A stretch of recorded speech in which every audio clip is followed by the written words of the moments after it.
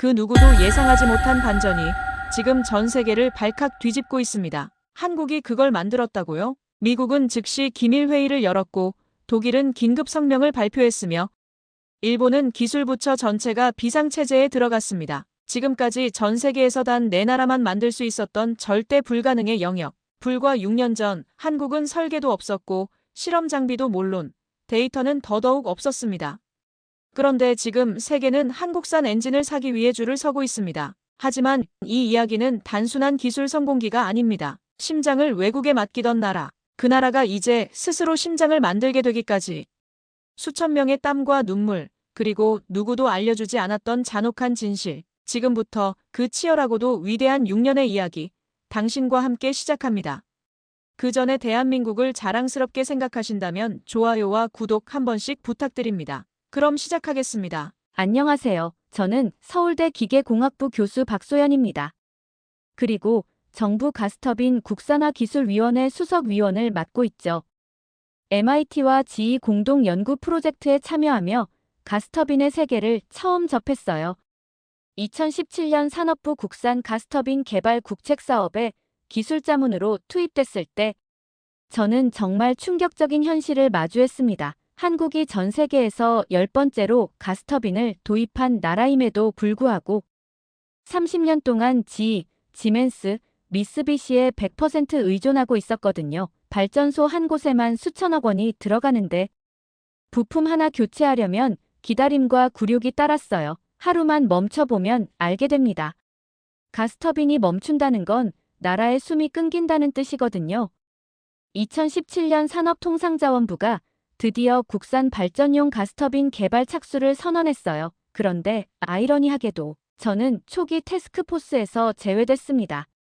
아마 제가 너무 직설적으로 기술적 한계를 지적했기 때문일 거예요. 첫 번째 회의에서 제가 말했거든요. 지금 수준으로는 절대 불가능합니다. 하지만 구조 설계 파트에서 심각한 문제가 터지자 다시 호출됐죠. 그때 제가 느낀 건 분노였습니다. 수조 원 들여 발전소를 지었지만 심장은 외국 허락 없이 만질 수 없는 현실. 이게 정말 자주국방일까요?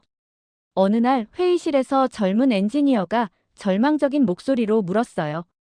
교수님, 정말 우리가 할 수 있을까요? 저는 단호하게 답했습니다. 해야 하는 게 아니라 할 수밖에 없어요. 이건 기술의 문제가 아니라 의지의 문제거든요. 그날 밤 연구실에서 혼자 앉아 깊이 생각했죠. 외국 기업들이 우리를 얼마나 우습게 볼까? 몇 년 전 GE 수석 엔지니어가 한국 출장 와서 했던 말이 떠올랐어요. 한국은 그냥 조립이나 하는 나라 아니냐고요. 그 순간 가슴이 끓어올랐습니다. 우리도 할 수 있다는 걸 꼭 보여주고 싶었어요. 다음 날 아침 사무실에 출근해서 동료 교수들에게 말했죠. 이번 프로젝트는 반드시 성공시켜야 해. 우리 후배들이 더 이상 굴욕을 당하지 않게 하기 위해서. 사실 속으로는 두려웠습니다. 정말 우리가 해낼 수 있을까 하는 의문이 들었거든요. 하지만 포기할 수는 없었어요. 이건 우리 세대가 다음 세대에게 물려줘야 할 숙제였으니까요. 그때부터 저는 매일 밤 늦게까지 연구에 몰두했습니다. 해외 논문을 읽고 또 읽으며 우리만의 돌파구를 찾으려 노력했죠. 드디어 2019년 정부의 본격적인 지원 아래 두산중공업을 중심으로 한 국가적 프로젝트가 시작되는 순간이었습니다. 이제 말로만 하던 꿈을 현실로 만들 시간이 온 거죠. 두산중공업을 중심으로 DGT-6-300HS일 개발이 본격적으로 시작되었습니다. 저는 국내 230개 기업과 19개 대학, 27개 연구소를 하나로 묶는 가스터빈 협력, 생태계 지도를 완성하는 중요한 임무를 맡게 됐어요. 이게 얼마나 어려운 일인지 아시나요? 각자 서로 다른 기술력과 납기 일정을 가진 기업들을 조율하는 건 마치 거대한 오케스트라의 지휘자가 된 기분이었죠. 코팅 기술부터 냉각 설계, 소재 강도까지 모든 분야에서 치열한 논쟁이 벌어졌던 초기 회의들을 떠올리면 지금도 가슴이 뜁니다. 김천에 있는 한 중소기업 사장이 걱정스러운 표정으로 물으셨어요. 박 교수님, 우리가 정말 GE 같은 글로벌 기업을 이길 수 있습니까? 저는 확신에 찬 목소리로 답했죠. 사장님, 우리에겐 그들이 절대 가질 수 없는 게 있어요. 바로 절실함입니다. 핵심적인 전환점은 2020년이었어요. 우리가 세계에서 두 번째로 3D 프린팅 기반 정밀 주조 라인을 구축한 거죠. 아시아에서는 최초였습니다. 그날 창원 공장에서 첫 번째 시제품이 나왔을 때의 전율을 평생 잊을 수 없어요. 총 4만 개에 달하는 부품의 전량, 국산화 추진에 본격 착수했습니다. 회의실에서 한 젊은 연구원이 반신반의하며 물었어요. 교수님, 정말 가능할까요? 저는 미소를 지으며 답했죠. 3D 프린팅을 엔진에 적용한 건 GE 이후 세계 두 번째예요. 아시아 최초고요. 우리가 못할 게 뭐가 있겠어요. 그때 두산 연구진들의 눈빛이 완전히 달라지는 걸 봤습니다. 의심이 확신으로 바뀌는 결정적인 순간이었죠. 밤늦게 연구단지를 돌아다니다 보면 불이 켜진 연구실이 한두 곳이 아니었어요. 모든 사람들이 정말 한마음이 된 느낌이었습니다. 외국 경쟁사들은 우리를 계속 무시했죠. 제트 엔진도 못 만드는 나라가 가스터빈을 만들 수 있다고 생각하냐며 대놓고 비웃었어요. 하지만 우리는 그들과 완전히 달랐습니다. 우리만의 독특한 방식으로 접근했거든요. 230개 기업이 마치 하나의 유기체처럼 움직이는 모습을 보면서 깊이 느꼈어요. 이게 바로 대한민국의 진짜 저력이구나. 매주 진행되는 통합회의에서 각 분야 전문가들이 모여 열띤 토론을 벌였습니다. 때로는 목소리가 높아지기도 했지만 모두가 같은 목표를 향해 달려가고 있다는 걸 알 수 있었어요. 하지만 순탄하지만은 않았죠. 2022년 김천 시험센터에서 첫 시운전을 앞두고 있을 때까지만 해도 모든 게 완벽해 보였어요. 그런데 그때 저희는 몰랐습니다. 가장 큰 시련이 바로 코앞에 와 있다는 걸 말이에요. 2022년 김천 시험센터, 우리가 그토록 기다리던 첫 시운전 날이 다가왔어요. 발전용 가스터빈이 얼마나 까다로운 기계인지 그때 뼈저리게 느꼈습니다. 최대 1700도의 고온에서 분당 3600회전으로 24시간 내내 돌아가야 하거든요. 잠깐의 휴식도 없이 말이에요. 크리프 시험 데이터 확보를 위해 2000년대 초부터 수행된 연구자료들을 모두 검토했습니다. 19년 동안 축적된 방대한 데이터였죠. 하지만 현실은 냉혹했어요. 시운전 중에 고온 누설 사고가 발생한 겁니다. 그날을 잊을 수 없어요. 새벽 3시에 급하게 전화가 왔거든요. 박 교수님, 큰일 났습니다. 터빈에서 고온 가스가 새고 있어요. 저는 잠옷 차림으로 차에 뛰어타고 김천으로 달려갔습니다. 현장에 도착했을 때 엔지니어들의 표정이 절망적이었어요. 19년간 쌓아온 데이터가 1초 만에 무너지는 순간이었죠. 윤성재 박사가 다가와서 말했어요. 교수님, 이번엔 정말 끝인 것 같습니다. 저는 고개를 저었죠. 아직 끝나지 않았어요. 문제는 반드시 해결책이 있어요.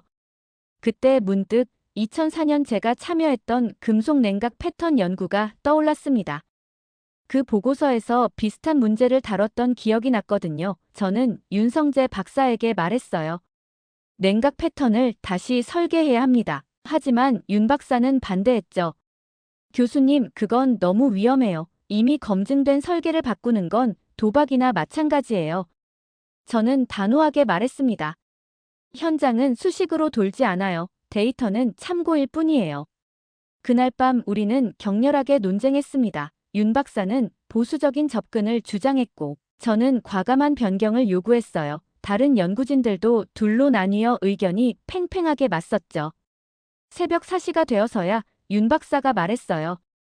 교수님, 한번 믿어보겠습니다. 하지만 책임은 교수님이 지셔야 해요. 저는 흔쾌히 받아들였죠. 물론이에요. 모든 책임은 제가 지겠습니다. 그 후 2주 동안 밤잠을 설쳐가며 새로운 냉각 패턴을 설계했어요. 2004년 연구 데이터를 다시 꺼내서 하나하나 분석했습니다. 그때 제가 남긴 메모들이 20년 후에 구원이 될 줄이야. 그렇게 우리 팀은 마침내 실패의 문턱을 넘고 다시 일어설 준비를 하고 있었죠. 그런데 그때 정말 생각지도 못한 외부의 위협이 닥쳐왔습니다. 어느 날 연구소 관리자에게서 긴급 회의 요청이 들어왔어요. 내용은 충격적이었습니다.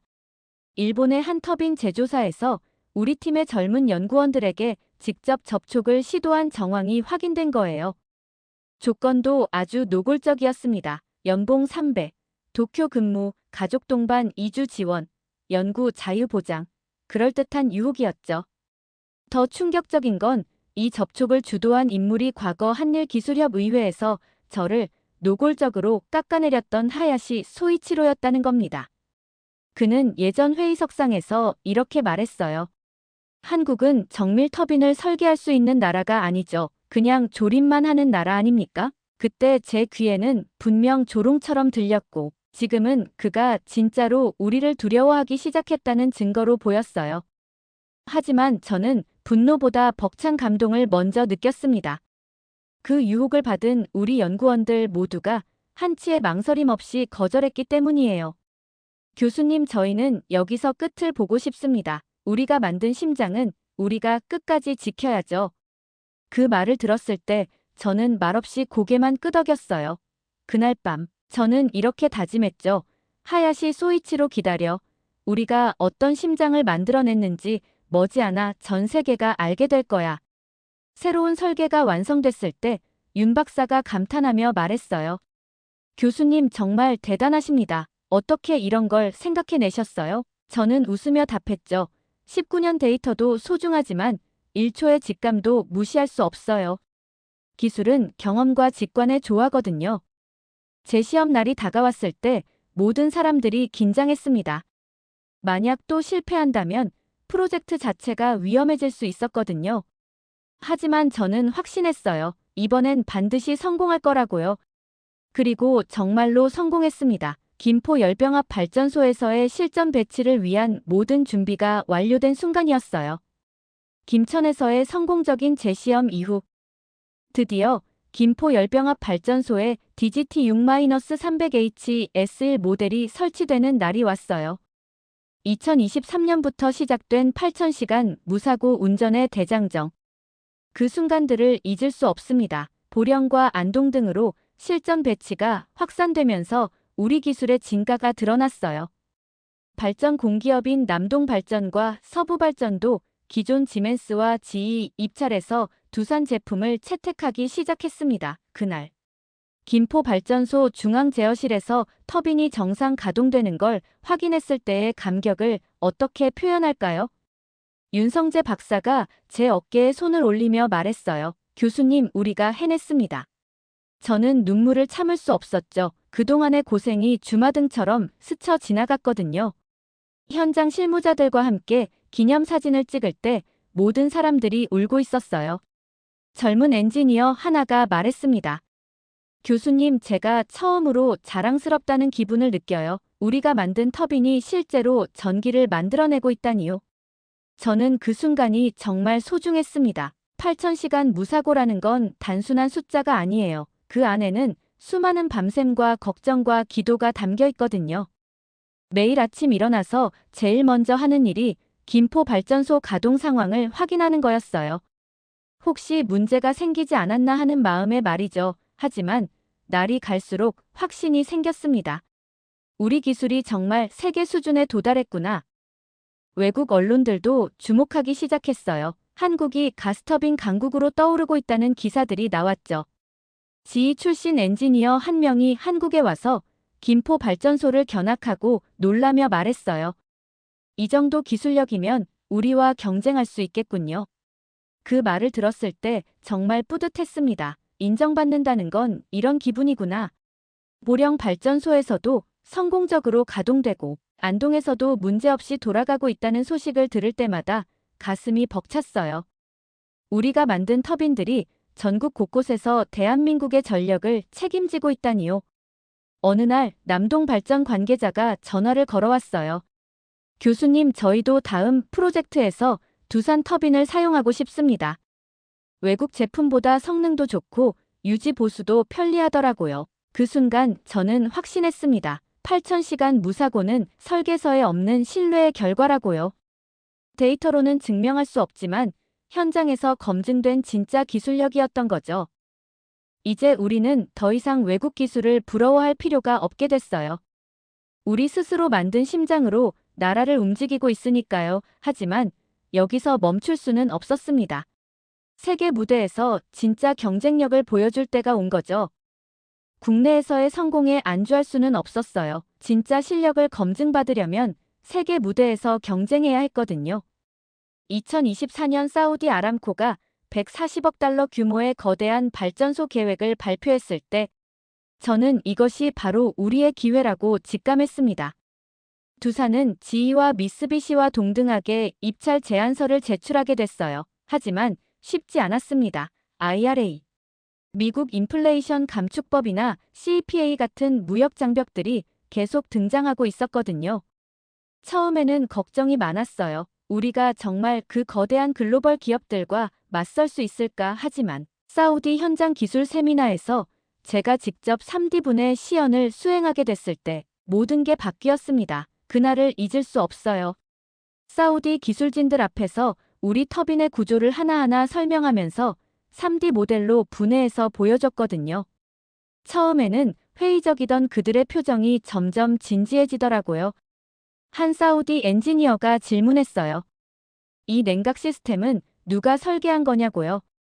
저는 자신 있게 답했죠. 우리가 독자적으로 개발한 기술입니다. 2004년부터 시작해서 20년간 축적된 노하우의 결과물이에요. 그때 그들의 눈빛이 완전히 달라지는 걸 봤습니다. 단순한 호기심이 진짜 존경으로 바뀌는 순간이었어요.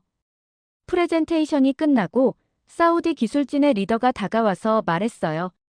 한국은 단순 조립이 아닌 개념 설계까지 완성된 나라군요. 그 말을 들었을 때 저는 한 사람의 얼굴이 떠올랐습니다. 하야시 소이치로. 그는 예전 회의석상에서 한국이 터빈을 만든다고요. 그건 걔가 피아노 치는 소리죠라고 비웃었죠. 그런데 이번엔 달랐어요. 사우디 전시장에서 그가 직접 우리 부스 앞에서 3D 모델 앞에 멈춰서 있는 걸 봤습니다. 표정이 잊을 수 없어요. 혼란, 당혹, 그리고 인정하지 않을 수 없는 표정이었어요. 그 순간 저는 아무 말도 하지 않았습니다. 다만 속으로 이렇게 말했죠. 우린 조립하는 나라가 아니라 설계하는 나라야. 그리고 우린 끝까지 살아남았어. 지금까지 우리가 조립만 하는 나라라고 무시당했던 모든 순간들이 떠올랐거든요. 기술로 대접받은 건 처음이었어요. 정말 처음이었습니다. 그동안 우리는 늘 을의 입장에서 갑질을 당하며 살아왔잖아요. 부품 하나 교체하려면 외국 기업 눈치를 봐야 했고, 기술 자료 하나 받으려면 굽신거려야 했어요. 하지만 그날 사우디에서는 달랐습니다. 우리가 기술을 설명하고 그들이 진지하게 듣고 있었거든요. 입찰 과정에서도 놀라운 일이 벌어졌어요. 지이나 미쓰비시 담당자들이 우리 부스 앞에서 기웃거리며 우리 기술을 살펴보더라고요. 예전에는 상상도 할 수 없던 일이었죠. 우리가 그들의 경쟁 상대로 인정받고 있다는 증거였어요. 사우디 프로젝트 결과 발표 날 두산이 최종 후보에 올랐다는 소식을 들었을 때의 기쁨은 말로 표현할 수 없었어요. 물론 최종 낙찰은 받지 못했지만 그것만으로도 충분했습니다. 세계 최고 수준의 프로젝트에서 경쟁할 자격을 인정받았으니까요. 그날 저녁 호텔에서 동료들과 함께 소주를 마시며 말했어요. 이제 우리도 진짜 글로벌 플레이어가 됐다고요. 더 이상 누구에게도 무시당하지 않을 거라고요. 앞으로는 하늘을 나는 엔진까지 만들어보자는 꿈이 생겼습니다. 사우디에서 인정받은 우리 기술력을 보며 이제 더 큰 꿈을 꿀 때가 됐다고 생각했어요. 2025년 국산 발전용 기술을 기반으로 KF-21 전투기용 엔진 개념 설계에 착수하게 됐습니다. 정말 꿈만 같은 일이었어요. 땅에서 돌던 우리 터빈이 이제 하늘을 날 준비를 하고 있다니요. 무인기용 250파운드급 터보샤프트 엔진도 2027년 설계 완료를 목표로 잡았어요. 경량화를 위해 발전소에서 쓰던 티타늄과 내열압금 기술을 재활용하기 시작했습니다. 방사청 인터뷰에서 제가 했던 말이 지금도 생생해요. 이건 단순 연소기 설계가 아니라 나라의 방어선입니다. 땅 위의 열이 이제 하늘의 추진력이 된다고요. 항공 엔진 개발은 정말 다른 차원의 도전이었어요. 발전용 가스터빈과 기본 원리는 같지만 요구 조건이 완전히 달랐거든요. 발전소에서는 안정성과 효율이 최우선이지만 항공 엔진은 경량화와 고출력이 생명이에요. 12m에 330톤이던 발전용 터빈을 2m에 1톤으로 줄여야 했습니다. 처음에는 정말 막막했어요. 어떻게 이런 마법 같은 일이 가능할까 싶었거든요. 하지만 우리에게는 19년간 축적된 소재 데이터베이스가 있었어요. 크리프 시험으로 검증된 내열압금 기술과 3D 프린팅으로 구현한 정밀 냉각 채널 기술이 핵심이었죠. 젊은 연구원들이 신나게 작업하는 모습을 보면서 정말 뿌듯했습니다. 이제 우리도 항공 강국의 꿈을 꿀 수 있게 됐구나. KF-21 프로젝트 미팅에서 만난 공군 조종사가 말했어요. 교수님, 정말 우리 엔진으로 하늘을 날 수 있을까요? 저는 확신에 차서 답했죠. 대한민국 기술로 만든 전투기가 대한민국 엔진으로 하늘을 지킬 날이 반드시 올 거예요. 항공엔진 설계 과정에서 가장 어려웠던 부분은 진동과 소음, 제어였어요. 발전소에서는 땅에 고정되어 있으니 어느 정도 진동이 있어도 괜찮지만 하늘에서는 조금의 불균형도 치명적이거든요. 밤낮으로 컴퓨터 시뮬레이션을 돌리며 최적의 블레이드 각도를 찾아갔어요. 수백 번의 시행착오 끝에 드디어 만족할 만한 결과를 얻었을 때의 기쁨은 말로 표현할 수 없었습니다. 한국항공우주산업 담당자가 우리 연구소를 방문했을 때 놀라며 말했어요. 이 정도 기술력이면 충분히 세계와 경쟁할 수 있겠네요. 그때 저는 확신했어요. 우리가 정말 항공엔진 강국으로 도약할 수 있다고요. 무인기용 엔진 개발도 순조롭게 진행됐어요. 250파운드 급이지만 발전용 터빈에서 축적된 모든 기술이 집약된 결과물이었거든요. 첫 시제품이 완성됐을 때 연구진들과 함께 박수를 쳤습니다. 하지만 더 큰 꿈이 있었어요. 탄소 없는 친환경 엔진을 만드는 것이었죠. 항공엔진 개발과 동시에 우리가 추진한 또 다른 혁신적인 프로젝트가 있었어요. 바로 수소 가스터빈이었습니다. 2020년부터 두산과 한국기계연구원이 협력하여 400MW급 수소 가스터빈 개발에 착수했거든요. 2027년 상용 목표로 이미 핵심 연소기 개발을 완료한 상태였어요. 국제수소에너지 콘퍼런스에서 제가 발표했던 내용이 아직도 생생합니다.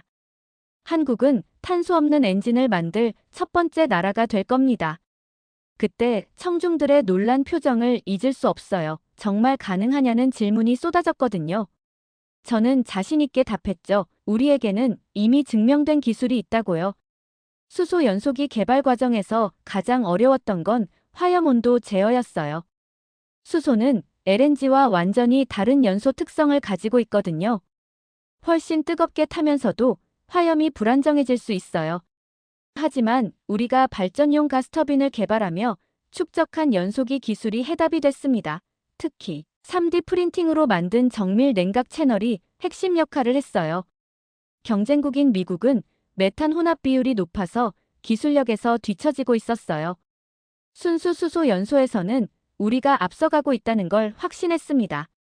첫 수소 연소 시험날을 잊을 수 없어요. 김천 시험센터에서 파란 불꽃이 치솟는 순간 모든 연구진이 환호성을 질렸거든요. 탄소가 전혀 나오지 않는 깨끗한 연소였어요. 그 순간 정말 가슴이 벅찼습니다. 우리가 지구를 구할 기술을 만들고 있다는 생각이 들었거든요. 환경부 관계자가 시험을 참관하고 말했어요. 이 기술이 상용화되면 대한민국의 탄소 중립 목표 달성에 결정적 역할을 할 것 같습니다. 저는 그때 깨달았어요. 우리가 하는 일이 단순히 기술 개발이 아니라 미래 세대를 위한 투자라는 걸 말이에요. 유럽의 한 에너지 기업에서 견학을 왔을 때 놀라며 말했어요. 한국이 이렇게 앞서 있을 줄 몰랐다고요. 우리 기술을 보고 싶어서 왔는데 예상보다 훨씬 진보되어 있다며 감탄했어요. 그들이 돌아간 후 동료 연구원이 말했습니다. 교수님, 이제 우리가 기술 수출국이 된 것 같아요. 정말 그런 것 같았어요. 수소 터빈 기술로 여러 나라에서 러브콜이 오기 시작했거든요. 400MW급 수소 터빈 완성품을 보면서 저는 확신했습니다. 탄소를 줄이는 게 아니라 기술 불신을 줄였다고요. 이제 세계가 우리 기술을 인정하고 있어요. 하지만 여기서 멈출 수는 없었습니다. 이 모든 성과를 바탕으로 대한민국을 진짜 에너지 강국으로 만들어야 했거든요. 우리 후배들이 더 이상 기술 종속에 굴욕을 당하지 않도록 말이에요. 2030년을 향한 마지막 도약이 남아 있었습니다. 모든 성과들이 하나로 모이면서 2030년을 향한 비전이 구체적으로 그려졌어요. 국내 생산체계 고도화를 통해 연간 100기 이상 수출이 가능한 시스템을 구축하게 됐습니다. 일자리도 연계기업 포함해서 4,500명을 고용할 수 있게 됐고, 생태계에 참여하는 기업도 430개로 늘어났어요. 정말 꿈 같은 일이었습니다. 처음 이 프로젝트를 시작할 때만 해도 230개 기업으로 시작했는데 이제 거의 2배가 된 거죠. 마지막 인터뷰에서 제가 했던 말이 지금도 생생해요. 이제 이 나라의 심장은 외국 허락 없이도 뛸 수 있습니다. 정말 그런 날이 온 거예요. 더 이상 외국 기업 눈치를 보지 않아도 되는 진정한 기술 자립국이 된 겁니다. 젊은 엔지니어들이 당당하게 해외 학회에서 발표하는 모습을 보면서 정말 뿌듯했어요. 예전에는 배우러 가던 곳에 이제는 가르치러 가고 있거든요. 어느 날 제자 하나가 독일 출장에서 돌아와서 말했어요. 교수님, 시멘스 엔지니어들이 우리 기술에 대해 질문하더라고요. 어떻게 이런 효율을 낼 수 있느냐면서요. 그 말을 들었을 때 정말 감격스러웠습니다. 우리가 이제 질문받는 입장이 됐구나. K-터빈이라는 브랜드가 세계적으로 인정받기 시작했어요. 한국의 K가 이제 품질의 상징이 된 거죠. K-파프, K-드라마에 이어 K-터빈까지 정말 자랑스러웠습니다. 2030년 목표 달성을 앞두고 마지막 점검 회의를 했을 때 모든 참석자들이 벅찬 표정이었어요. 우리가 정말 해냈다는 실감이 들었거든요. 연간 100기 수출이라는 숫자가 단순해 보이지만 그 의미는 엄청났어요. 대한민국이 에너지 수입국에서 수출국으로 완전히 바뀌는 거였으니까요. 창원 공장을 둘러보면서 430개 협력기업 사장들과 이야기를 나눴어요. 모두들 자신감에 차 있었습니다. 이제 우리 기술로 세계와 당당히 경쟁할 수 있다고요. 한 중소기업 사장이 말했어요. 박 교수님 덕분에 우리도 글로벌 기업이 됐습니다. 이제 외국 바이어들이 먼저 연락을 해와요. 그 말을 들으면서 정말 보람을 느꼈어요. 4,500명의 고용 창출도 단순한 숫자가 아니었어요. 그 안에는 각자의 꿈과 희망이 담겨 있었거든요. 젊은 공학도들이 더 이상 외국으로 떠나지 않아도 되는 환경이 만들어진 거죠. 우리나라에서도 충분히 세계 최고 수준의 기술을 배우고 개발할 수 있게 됐으니까요. 마지막 순간에 저는 깨달았습니다. K-터빈은 단순히 기술의 승리가 아니라 협력과 집념의 상징이라는 걸요. 230개에서 시작해서 430개 기업이 하나가 된 기적, 19개 대학과 27개 연구소가 함께 만든 꿈, 그리고 무엇보다 포기하지 않는 대한민국 사람들의 의지가 만들어낸 결과였어요. 이제 우리 후배들은 더 이상 기술 종속의 굴욕을 당하지 않을 거예요. 당당하게 세계와 경쟁하며 더 큰 꿈을 꿀 수 있게 됐으니까요. 대한민국의 심장이 힘차게 뛰고 있습니다. 지금까지 감동의 수다였습니다. 오늘도 긴 시간 함께 해주셔서 진심으로 감사드립니다. 더 좋은 이야기로 다시 찾아뵐 수 있도록 마지막으로 1초밖에 걸리지 않는 구독과 좋아요, 알림 설정은 영상 제작에 큰 힘이 됩니다. 오늘도 건강한 하루 보내세요. 감사합니다.